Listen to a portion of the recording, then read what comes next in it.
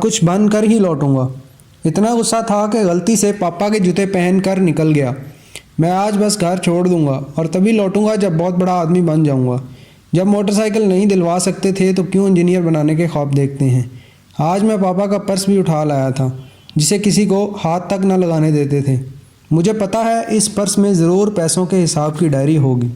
पता तो चले कितना माल छुपा रखा है। अम्मा से भी इसे हाथ नहीं लगाने देते थे किसी को। जैसे ही आम रास्ते से सड़क पर आया मुझे लगा जूतों में कुछ चुभ रहा है। मैंने जूता निकाल कर देखा। मेरी एड़ी से थोड़ा सा खून रिस आया था। जूते की कोई कील निकली हुई थी। दर्द तो हुआ पर गुस्सा बहुत था और मुझे जाना ही था घर छोड़कर। जैसे ही कुछ दूर चला मुझे पाँव में गीला गीला सा लगा।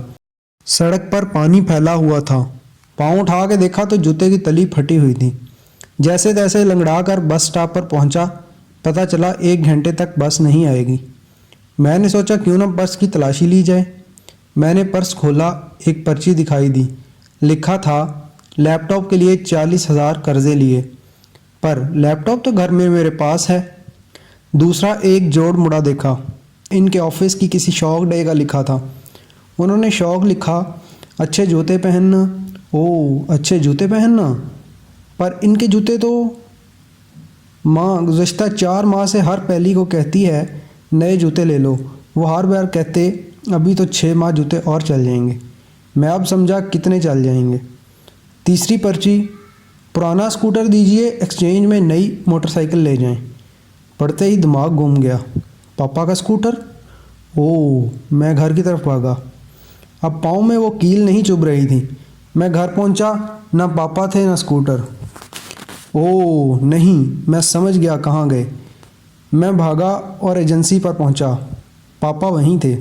मैंने इनको गले से लगा लिया और आंसुओं से इनका कंधा भीग गया। नहीं पापा नहीं, मुझे नहीं चाहिए मोटरसाइकिल।